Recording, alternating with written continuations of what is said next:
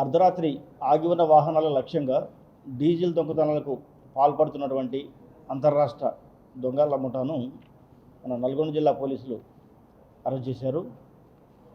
గత 10 రోజుల నుంచి హైవే మీద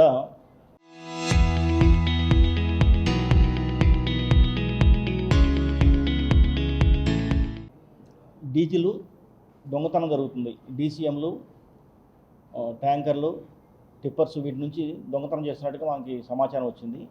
దీని సందర్భంగా ఎస్పీ శరత్చంద్ర పవార్ గారు ఒక 3 టీంలు ఏర్పాటు చేశారు. ఏంటంటే ఈ నార్కెట్పల్లి సిఐ నాగరాజ్ ఆధ్వర్యంలో, అదేవిధంగా సిసిఎస్ ఇన్స్పెక్టర్ గారు జితేందర్ రెడ్డి ఆధ్వర్యంలో, అదేవిధంగా నల్గొండ డిఎస్పీ శివరామరెడ్డి ఆధ్వర్యంలో 3 టీంలు ఏర్పాటు చేయడం జరిగింది.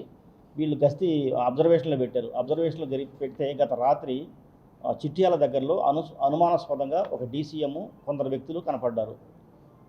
వీళ్ళు అనుమానంతో పిఎస్కు తీసుకొచ్చి వెరిఫై చేస్తే ఆ వాహనాన్ని డీజిల్ దొంగతనానికి వాడుతున్నట్టుగా, అట్టి వ్యక్తులు డీజిల్ దొంగతనం చేస్తున్నట్టుగా నిర్ధారణకు వచ్చింది.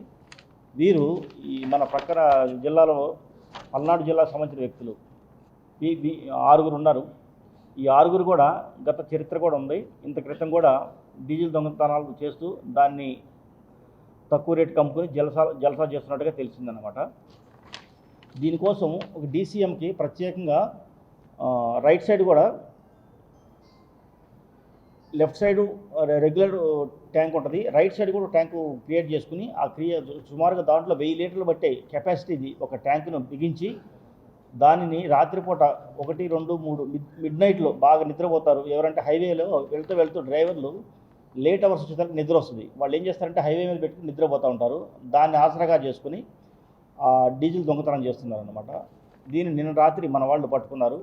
చకచక్యం పట్టుకుని వాళ్ళని విచారిస్తే వాళ్ళ దగ్గర దాదాపుగా 1000 లీటర్ల డీజిల్ దొరికింది, డీసీఎం కూడా దొరికింది.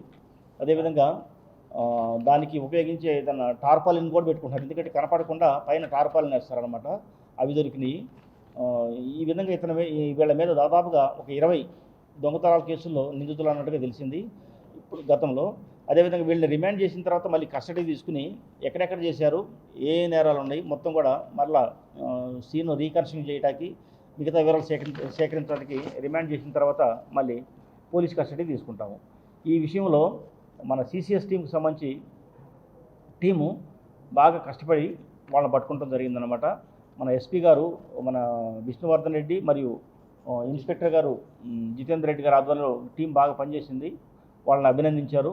అదేవిధంగా ఈ సందర్భంగా డ్రైవర్లకు హెచ్చరిక చేసేది ఏంటంటే, హైవే మీద ప్రయాణం చేసేటప్పుడు ఒకవేళ నిద్ర వస్తే కనుక వాళ్ళు ఎక్కడైనా సరే ఏదైనా హోటల్ కానీ, ఏదైనా లైటింగ్ ఉన్న చోట కానీ, లేదా ప్రత్యేకంగా పార్కింగ్కి పెట్టిన ప్లేస్లో కానీ ఆపుకోవాలి. ఎక్కడ పడితే అక్కడ ఆపుకుంటే కనుక ఈ దొంగతనాలు జరిగే అవకాశాలు ఉంటాయి. కాబట్టి డ్రైవర్లు మరియు వాటి యొక్క ఓనర్స్ కూడా చాలా జాగ్రత్తగా ఉండాలి. ఇట్లాంటి ఆస్కారాలు ఇవ్వద్దు.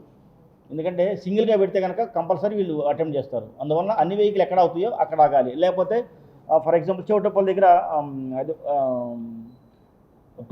టోల్ గేట్ ఉంటుంది, అక్కడైతే ఎప్పుడు ఆల్వేస్ పబ్లిక్ ఉంటారు. అదేవిధంగా పెద్ద పెద్ద హోటల్స్ ఉంటాయి, అక్కడ కూడా పార్కింగ్ ప్లేస్లో పెట్టుకుంటే కనుక ఇట్లాంటి దొంగతనాలు జరగకుండా అరికట్టవచ్చు.